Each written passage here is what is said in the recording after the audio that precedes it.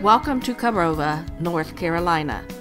A pristine environment with wide sandy beaches, undisturbed dunes, and wild horses that is located on a stretch of beach that runs from Corolla to the Virginia line and is bounded on the west by the Currituck Sound and on the east by the Atlantic. Today we are riding with the Corolla Wild Horse Fund's manager of the herd of wild horses. It is her job to document the location and physical well-being of each of the 101 horses that are left in the herd. She also safeguards the wild mustangs from maltreatment by visitors who fail to heed the warnings to stay at least 50 feet from the horses and not to feed them. Although she has no civil authority to prosecute intentional and perpetual violators, she does have access to local sheriff deputies who will issue citations. Since we are unable to view any horses on the beach, we turn off on a sandy path between the dunes and head into the forest, where the animals frequently go during hurricanes and other major storms. However, the forest is also the home of wild hogs who will attack the horses, so the mustangs typically don't venture deep into the woods.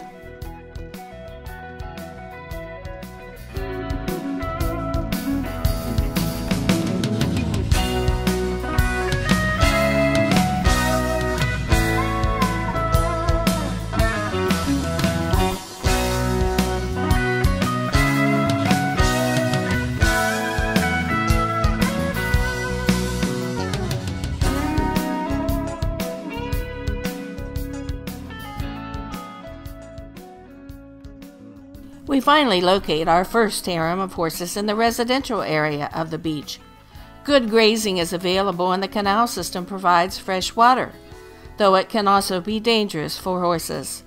Several have fallen into the canals and were unable to get out. The commingling of horses with human inhabitants causes a precarious situation for both. Unfortunately, there are very few restrictions on developers and landowners about plants and other vegetation that might be poisonous to the horses. And as you can see, the horses don't heed the roped-off area intended to keep them out.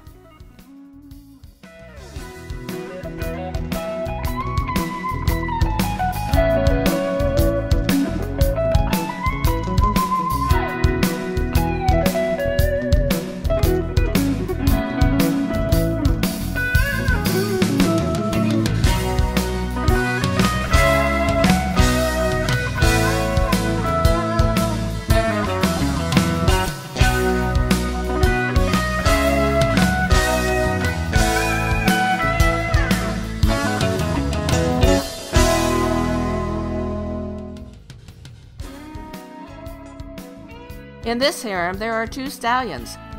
The eldest is the alpha stallion, and it is apparent that he does not want his band inside that roped area. He uses his body language to move the horses. With ears flat and teeth bared, he easily moves his harem to another location.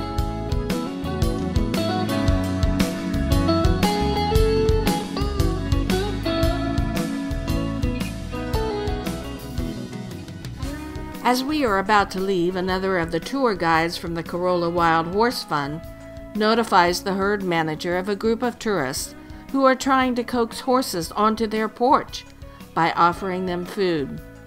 The herd manager shakes her head. It seems that some people just don't get it. Wild means unwatered and unfed. She recounts the sad story of a young foal who recently died because someone fed him watermelon rind, a substance that his body could not digest, and so he died. She reports to the other guide that we had just left the area where the incident supposedly took place and didn't witness anything out of the ordinary. We didn't find any evidence of maltreatment of the horses in the area, so we can only hope that the tourists did not feed them anything they couldn't digest and that no one was injured. Although the horses appear calm and friendly, they are wild, and they do kick and bite. Horses are flight animals and will flee when frightened. but often not without throwing their hind legs, which pack a mighty punch.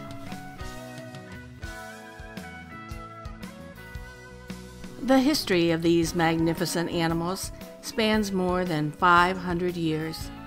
According to legend, the wild mustangs of Corolla arrived on the Outer Banks in the 16th century. Left behind by Spanish conquistadores or swimming ashore from sinking ships, the banker ponies have called Corolla their home for many generations. They inhabited the island long before the arrival of hunters, fishermen, island residents, and tourists. They initially shared the island only with a few Native Americans, deer, wild hogs, and a various assortment of reptiles, seabirds, and small rodents.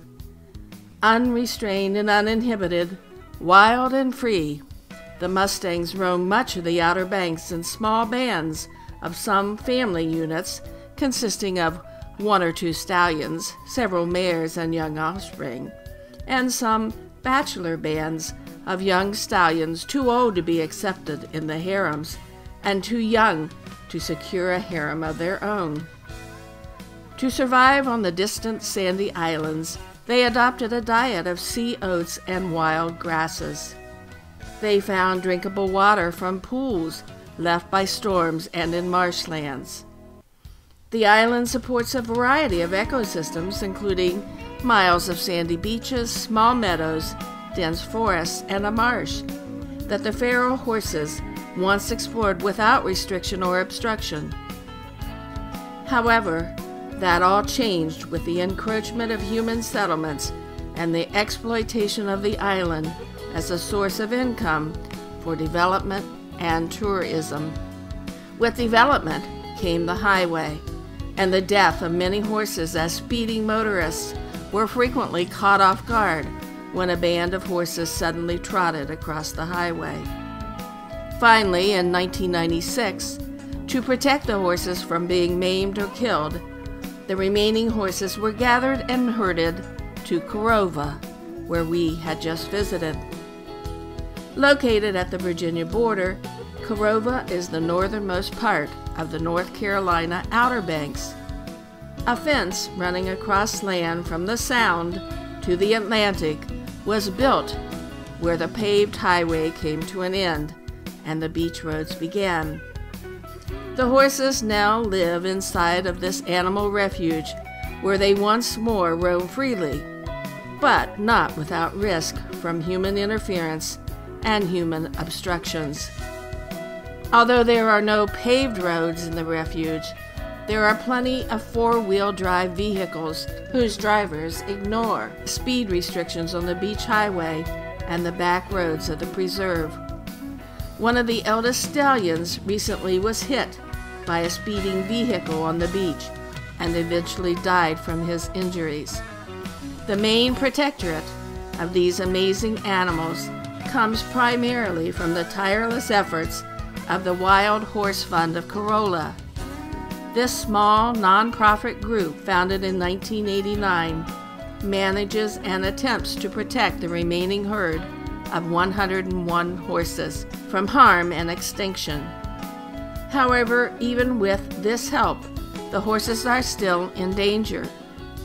Because no other bloodlines have been added to the herd, the current danger of extinction comes from inside the herd itself. The herd lacks genetic diversity, and birth defects are appearing among newborn. Basically, the herd is at a genetic bottleneck. Without the introduction of new bloodlines, the herd can no longer produce healthy offspring. In an attempt to prevent the need to euthanize foals with defects that will ultimately result in their death, the Horse Fund has adopted a contraceptive program that prevents mares from producing offspring. Until they can secure additional bloodlines from other colonies of pure Spanish mustangs to introduce into the herd, this is the only way to protect them and their genetic heritage.